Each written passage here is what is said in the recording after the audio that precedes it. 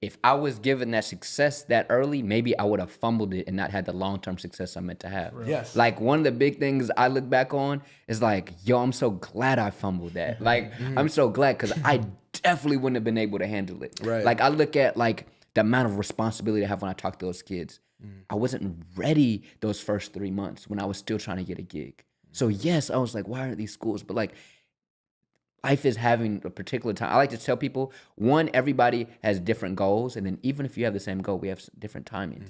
And through the different timings and the pitfalls is more lessons that are particular for you. Right. Like I needed to be rejected that way so I could feel it. I needed to do one of my first speeches and fail miserably. So I have a different level of passion when I go to speak at this particular one because this particular student needed this version of a story. Like I go up and speak and I'm vulnerable as can be. I'm talking about failures. I'm talking about losses. But some kid needed that story for me to get through to them. So when I was in that moment, I'm like, why is this happening to me?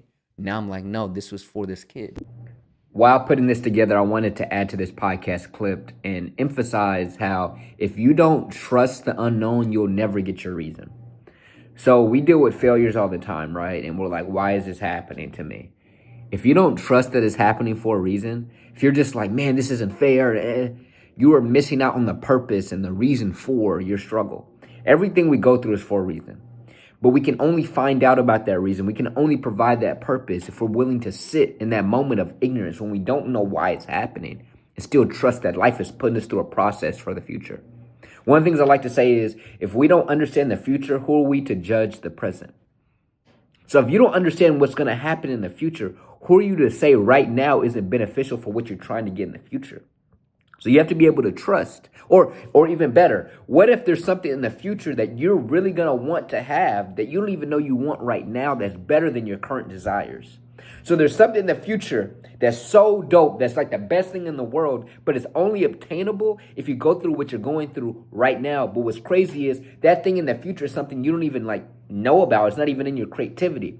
You have to be able to trust that what you're going through is happening for a reason. I remember not knowing what I wanted to be when I grew up. I remember being diagnosed with cancer. I remember having all these things happen to me. And I was like, why? Why me? This doesn't make any sense. This isn't fair.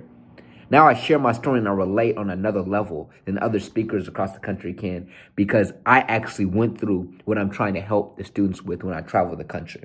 Whatever you end up doing with your life in the future, what you're going through now is for that.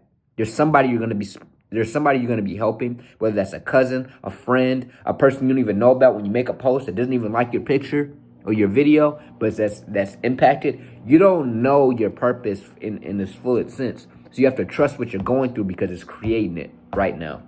Hope this helps somebody. Like, comment, subscribe. I post every single day. I'll see y'all on the next video. Peace.